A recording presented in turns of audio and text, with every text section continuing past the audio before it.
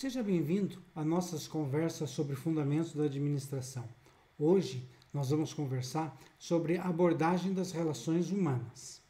Então vamos lá. Sempre é bom lembrar que quando nós estamos falando sobre administração, principalmente na administração das empresas, a gente pensa relacionando a como que a empresa capitalista ela vai se organizando para aumentar a produtividade ou a mais-valia relativa. E principalmente ela vai discutindo como que vai ter essa questão da divisão do trabalho, como que o trabalho ele vai sendo dividido entre as diversas pessoas que vão realizar esse trabalho. Quando a gente viu lá na administração clássica, o ser humano, quando se pensava principalmente nessa ideia da divisão do trabalho, o ser humano era o quê? Uma máquina, um pequeno robozinho, fica lá.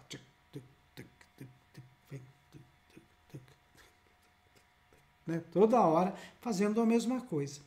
A teoria das relações humanas, ou a abordagem das relações humanas da administração, ela vai começar a questionar isso, falar, espera aí, mas o ser humano ele não é uma máquina, O ser humano é um ser humano, ele tem diferenças, ele não consegue ficar a todo momento repetindo as mesmas atividades, Então, a abordagem das relações humanas ela vai perceber o óbvio, que o trabalhador não é uma máquina, que o trabalhador é o quê? O trabalhador é um ser humano. E como um ser humano, ele tem muitas outras características do que apenas ser um reprodutor de atividades.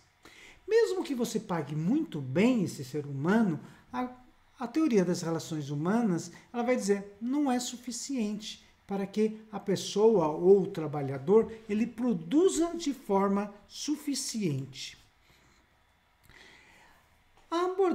Essa abordagem ela vai surgir junto com o que se chama a psicologia do trabalho, Que num primeiro momento, a psicologia do trabalho, ela vai discutir como que o ser humano pode se adaptar ao trabalho, Então, se tem a indústria, se tem lá a sua linha de produção, como que eu faço para que as pessoas elas se adaptem a isso? Com o desenvolvimento da psicologia do trabalho, ela vai começar a pensar assim, não é isso.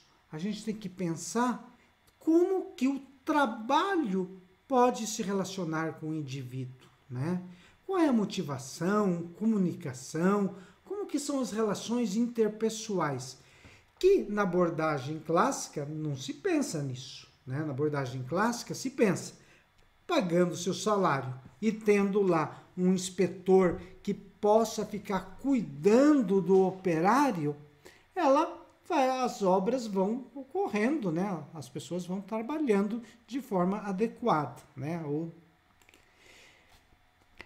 A abordagem das relações humanas, ela tem três aspectos, que se vão falar como origem, Primeiro é a ideia, de que se estava pensando em buscar uma gestão mais democrática, Tem movimentos dentro da sociedade de democracia, ela também respalda ou respinga, dentro do que seria as empresas, Outro aspecto é o desenvolvimento da psicologia, que com o desenvolvimento da psicologia, vai percebendo aquilo que não era óbvio, Que o ser humano é mais do que um simples reprodutor de atividades e é alguém que não é motivado apenas pelo salário, O salário, ele é um aspecto que é importante para o ser humano, mas ele não é tudo.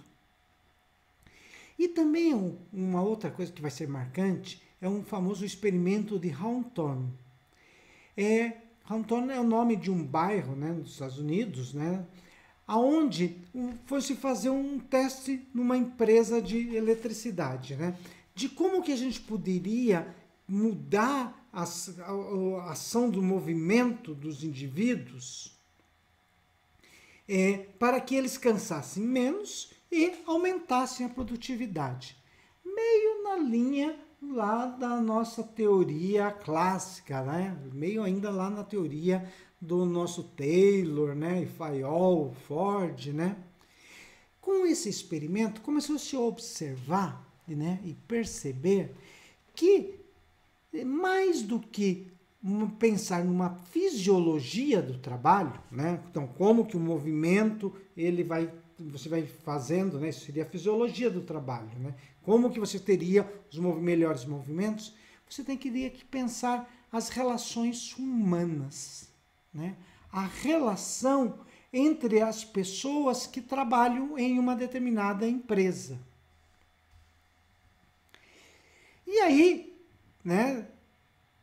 Pegando essa ideia de que as pessoas, né, elas estão dentro de uma sociedade, né, e que as pessoas se relacionam nessa sociedade, a teoria das relações humanas, ela vai começar a dizer o seguinte, que a produção, né, ou a produtividade, ou a mais-valia vai aumentar, mais por uma relação, de um resultado da integração entre as pessoas, né, entre o comportamento, né, social dos empregados, de como que o grupo ele se relaciona com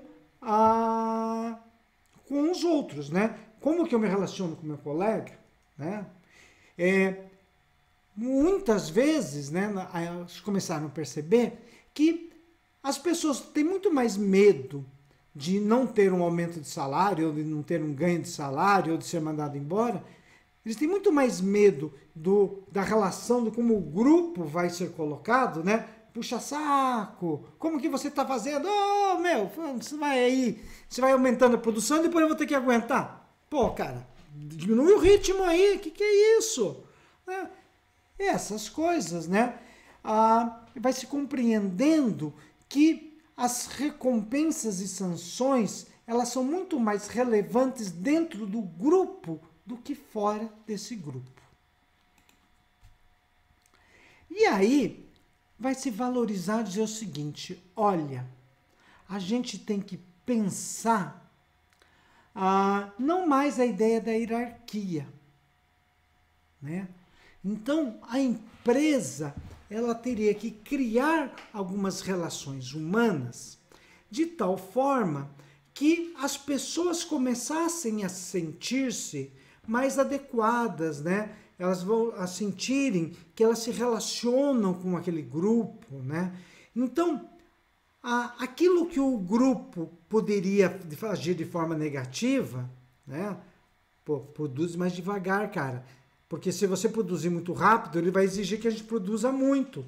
Você vai ganhar um pouco mais de dinheiro hoje, mas amanhã, né? Então, esse aspecto negativo da relação do grupo, que diminuiria a produtividade, que permitiria que o homem não produzisse o suficiente, né? O ser humano não produzisse o suficiente, ou, né? Eles começaram a dizer, não, vamos pegar esse aspecto que pode prejudicar a produção e tornar-se um fator de ajuda, né? Então, começa-se a pensar as relações do grupo, né? E aí o administrador, ele, nessa abordagem, além dele de ficar controlando, né? Mais do que ficar controlando, ele vai trabalhar essas relações. E algo que eles vão perceber, que é o contrário do que lá o Taylor pensava, que o Taylor, ele pensava assim, a gente tem que ver a tarefa, né? Quanto mais dividida essa tarefa, melhor, mais importante. Na teoria das relações humanas, a compreensão é no cargo, né?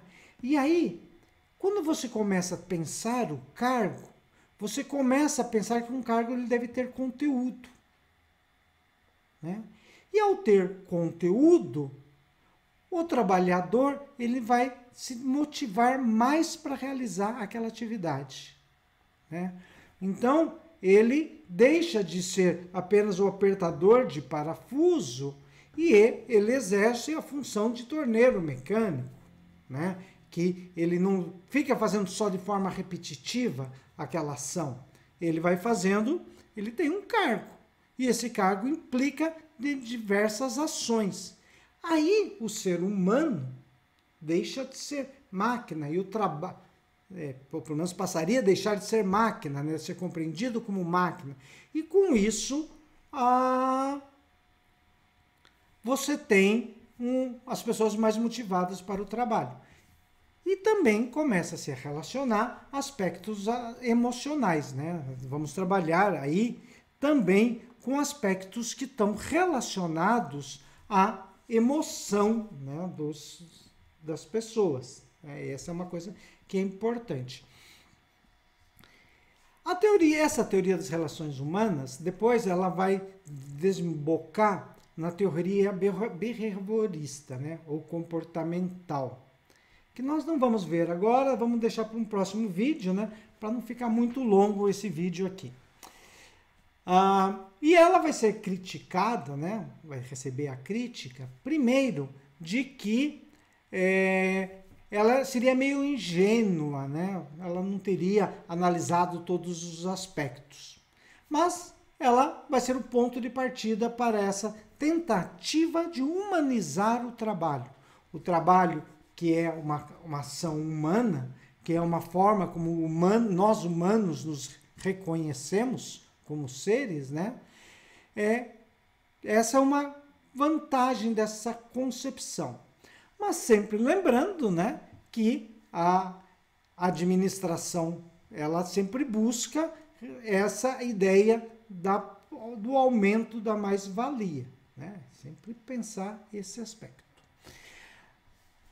E aí, pessoal, nós temos as minhas referências, né, que a gente usou, as imagens que nós temos aí, nós temos também os textos que nós baseamos para montar aqui.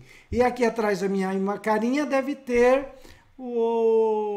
ali a minha fotinho para que vocês possam se inscrever no canal, né?